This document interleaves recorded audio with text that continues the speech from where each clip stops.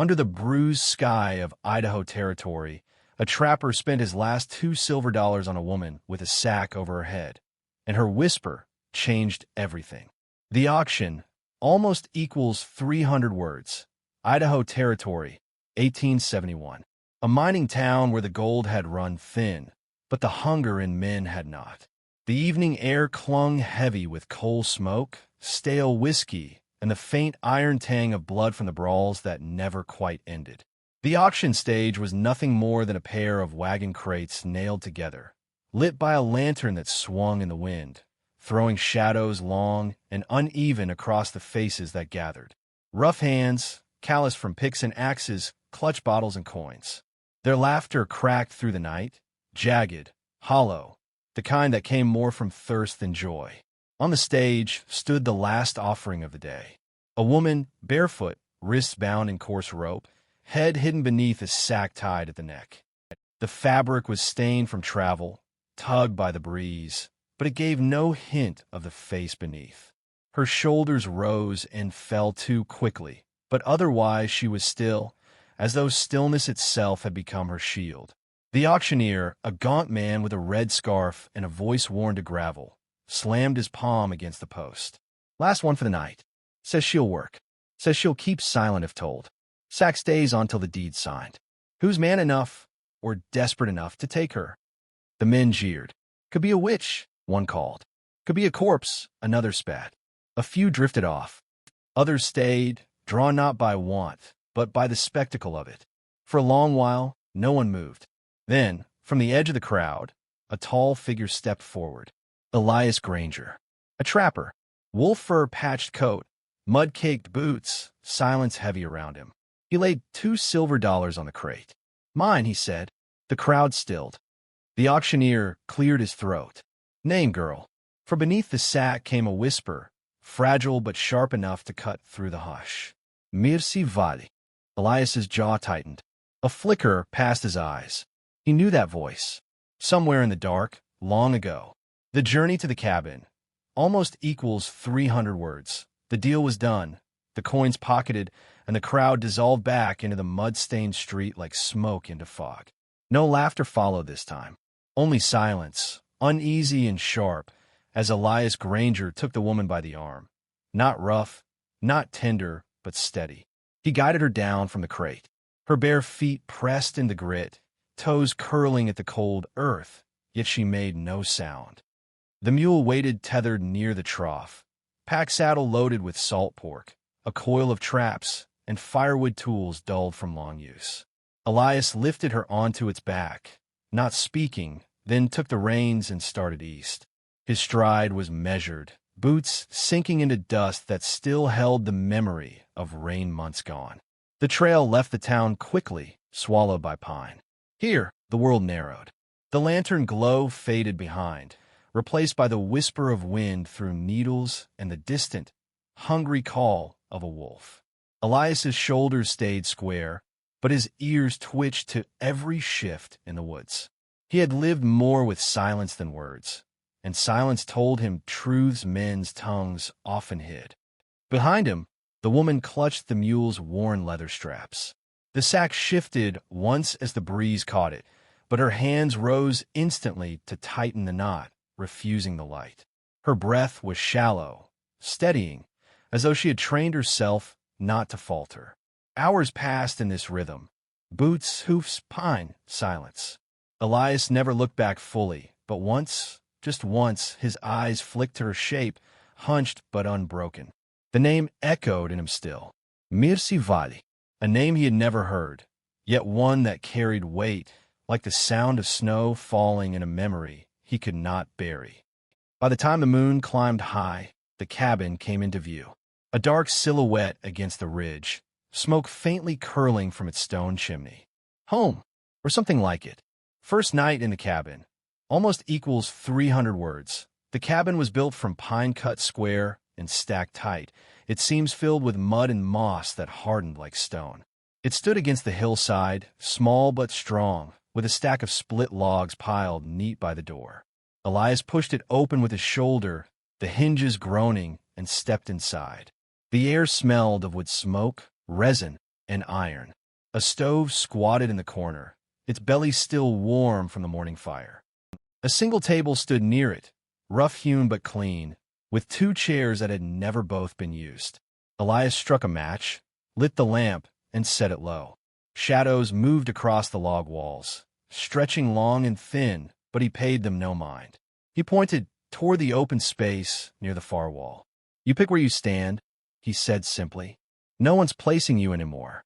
The woman entered slowly, sack still tied close, feet silent on the planks.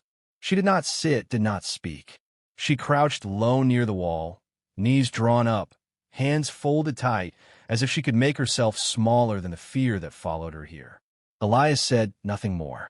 He set to work with the stove, laying kindling, stirring the coals back to life. The steady crackle of flame filled the silence. Soon the smell of broth rose, salt and marrow mingling with steam. He ladled 2 bowls, set one near her without looking, and took the other for himself. Minutes passed. The fire hummed. She reached slowly for the bowl, lifted it beneath the sack, and ate in silence. When the bowls were empty, Elias rinsed them in the basin, his motions quiet, practiced. He glanced once to the corner. She was still watching, still hidden, but for the first time, her shoulders had eased. Elias's memory of mercy almost equals 300 words. When the fire burned low, Elias sat alone at the table, elbows on his knees, eyes fixed on the orange glow that licked through the stove grates. The woman, Mercy Vale, remained in the corner, sack still tied, her head bowed as though sleep had finally caught her. But Elias knew sleep when he saw it. This was not sleep. This was waiting, listening, measuring every creak of the cabin and every shift of his breath. He leaned back, let his hands fold together, and for a moment let himself sink into the memory that her voice had torn open. 3 winters ago, a storm had near swallowed him whole, the kind that howled through the pines like wolves and carved ice into a man's lungs. He had been hunting deep north, stubborn in his pride, when the snow gave way beneath him. He slid down a ravine, his leg bent wrong, breath burning. He should have died there. By rights, he had. But then hands. Small, quick, calloused. A body dragging his through the snow. He remembered the heat of fire in a cave hidden behind ice, the smell of boiled bark and pine resin, and a voice. Quiet, measured. Not soft, not sharp, but the kind of voice a drowning man hears when pulled back to air. "You don't need to know my name," she had said. "But I won't let you die." He had lived because of her. Woken to a fire, a splint on his leg, and beside it a square of cloth embroidered with crooked purple flowers. A token he still carried, folded in his coat pocket. And now, here in this cabin, he had heard that voice again. Not imagined, not mistaken. Mercy Vale. The name might be new, but the sound was not. Mercy reveals the scar, almost equals 300 words. Dawn crept slow over the ridge, washing the forest in a pale light that clung to every needle, every stone. Elias stepped outside with his saw, the rhythm of the teeth on pine, carrying through the clearing. Inside the cabin, Mercy moved alone for the first time. She stood by the table, her hands hovering over the small mirror Elias had set there months ago, long before she came. It leaned against a block of pine, waiting, patient. For long, while she only stared, the sack still tied close. Then, with trembling fingers, she loosened the knot. The fabric slid free, falling into her lap. Her breath caught. Not from fear, not anymore, but from the raw ache of showing what the world had taught her to hide. A scar curved from her temple to her jaw, pale against her skin, carved deep by violence. Not new, not bleeding, but permanent, like a brand pressed by cruel hands that had wanted her broken. When Elias came in, he did not speak. His boots thudded against the floorboards, his saw still in hand. His eyes flicked to her face. He did not look away. He did not flinch. Mercy's voice came low, steady despite the crack in it. "The man who ran the boarding house, he told me I could stay if I gave him more than work. I said no. He struck me. I fought back. He slipped. His head hit the stove. Her gaze fell to her scar. They call me a temptress, a liar, a killer. No one believed me. So they bound me, Sold me. Pass me along. She touched the sack on her lap. This made me easier to forget. Elias wiped his hands on a rag, his jaw tight. Then he nodded once. You told me. That's enough. And for the first time, her shoulders lifted as if a weight had loosened. The mirror and the scarf. Almost equals 300 words. The morning light bled slow through the cabin window, a gold shaft spilling across the table where Elias had placed something new. A mirror, small but polished clean, tilted just enough to catch the sun. Beside it lay a folded scarf, sea-green silk, edges worn but still soft, as though once treasured by another hand. Mercy paused when she saw it. Her breath caught, not from fear, but from the suddenness of choice. She approached the table with measured steps, fingers brushing the fabric first. It slipped through her hands like river water, cool and delicate. The mirror glinted, waiting. For a long time, she did not look. Her hands trembled. The memory of eyes judging, of whispers branding her before she spoke, pressed heavy on her chest. But then, slowly, she raised her chin and faced the glass. The scar was there, carved deep into her skin like a cruel map.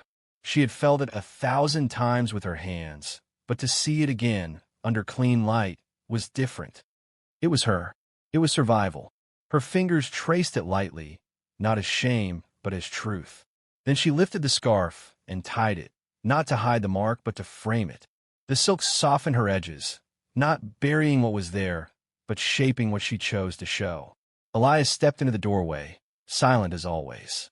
His gaze found her reflection before it found her. He spoke low, voice like a timber beam, steady, anchoring.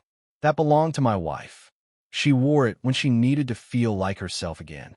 Mercy's hand rested at her temple. For the first time since the auction, her eyes did not dart away. Elias added, anyone who tries to shame you for living through what you did, they're blind. The words hung heavy, and for the first time in years, Mercy let herself breathe fully in her own skin. The threat arrives, the bounty hunter. Almost equals 300 words. Peace in the woods never lasted. Not in those hills, not in those times. It was near dusk when the first sign came, a lone rider cutting across the ridge, his duster torn from miles of wind, his horse lean and restless beneath him. The saloon down in town felt his presence before the town knew his name. He asked little, but his eyes, gray, sharp, merciless, spoke more than his tongue. They called him Cutter, a bounty man, the kind who smelled secrets the way wolves smell blood. He drank once, cheap rye, then started asking questions. A girl with a scar, they said, used to wear a sack over her head. Some claimed she'd killed a man back east. Some claimed worse. And now she was hiding in the timber with a trapper for her shield. Cutter listened, said nothing. But when he left, the room felt colder. Elias met him 2 days later by chance at the supply shed. Cutter posed as a traveler looking for timber work. His smile was narrow, his stance too still. Elias knew that kind of stillness, the stillness of a rattlesnake before the strike. That evening, Elias returned to the cabin, jaw set hard as iron.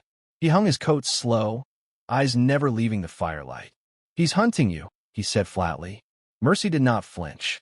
She stirred the pot at the stove, wooden spoon steady in her hand, though her eyes drifted far away.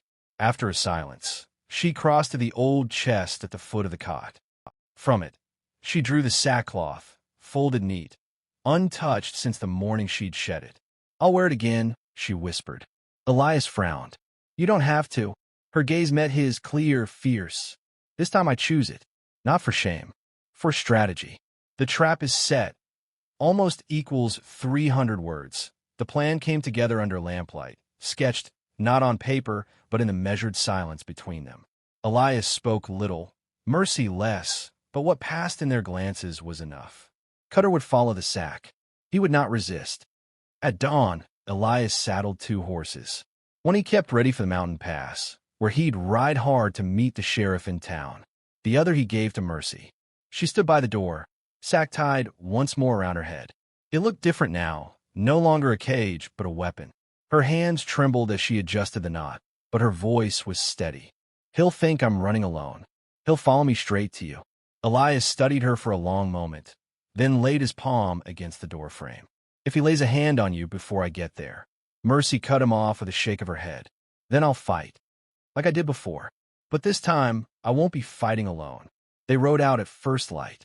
The sky blushed pale over the ridge, thin mist curling low among the trees. Mercy guided her horse east, the old fire road winding narrow through rocks and burned stumps. She did not look back. Each hoofbeat echoed not with fear but with choice. By sundown, Cutter was on her trail. He followed the ghost of the sack like a hound on blood, never guessing the net waiting to close. In the eastern rocks, Elias waited with the sheriff and 2 ridge men, rifles cocked and steady. When Cutter drew his gun, he was fast, but Elias was faster. The bounty man hit the ground hard, disarmed and bound, cursing through bloodied teeth. From the hilltop, Mercy watched, her figure still veiled, her heart hammering but unbroken. The sack had saved her one last time, but only because she had chosen how it would be used. Justice and vindication almost equals 300 words. Trouble didn't end with Cutter bound and hauled off. Word spread quick in towns like these, rumors running faster than law. Some still whispered Mercy Vale was guilty, that scars hid sins as much as wounds. But fate had a way of bringing truth to the door, even years late. It came on a gray afternoon, a knock soft as rain. Elias opened the cabin door to find a woman standing on the porch. Her dress was plain, her boots worn thin from long miles, but her eyes were steady. She held her hat in both hands, as if bracing herself. "Name's Mavis Green," she said. "I used to work the Ridley house. Cook, mostly." Mercy froze where she stood. For a moment, she looked ready to flee, sack in hand. But Mavis's voice gentled, low and shaking. "I saw it happen. That night. I saw him drag you. Heard you fight. Heard the crash." Her throat tightened, and I kept quiet. I was scared. Needed the job. Needed to eat. But I carried it every day since. Mercy's fingers dug into the table edge. Silence stretched, heavy as iron. "I can make it right now," Mavis whispered. At the table later, she told it all, every detail, bruises, blood, the silence after. With Elias's help, they wrote it down. Mavis signed her name in firm hand. The statement rode by courier to the judicial office 2 towns over. Weeks passed. The forest shifted from gray to green. Then, one morning the sheriff came riding, envelope in hand. Mercy opened it slow, lips moving over each word. Charges dropped. Case closed. Warrant rescinded. She read it again. Then she walked to the edge of the pines, the sack tucked under her arm. She closed her eyes, and for the first time in her life, she whispered, "I don't have to run." The wedding veil almost equals 300 words. Spring crept gentle into the ridge, thawing the ground until wildflowers claimed the clearings and the river ran louder with meltwater. The forest no longer pressed and heavy. It opened, forgiving. Elias had been working quiet in those weeks, his hands building something from spare timber and care. For beams, a simple arch, draped with linen, nothing grand but strong like him. On the morning of the gathering, the cabin smelled of bread, lavender, and wood smoke. Only a few had been invited. Mavis in a faded dress, the blacksmith with a bottle of brandy, the shopkeeper's wife carrying a basket of blossoms. They were not many, but they were enough. Inside, Mercy stood before the small mirror Elias had left for her months ago.